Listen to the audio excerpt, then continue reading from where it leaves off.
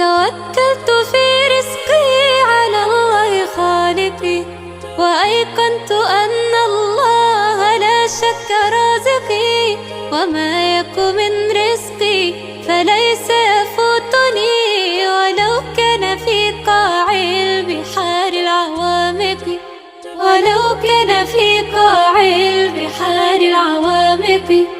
سيأتي به الله العظيم بفضله، ولو لم يكن مني اللسان بناطقي، ففي أي شيء تذهب النفس حسرة، وقد قسم الرحمن رزق الخلائق، وقد قسم الرحمن رزق الخلائق.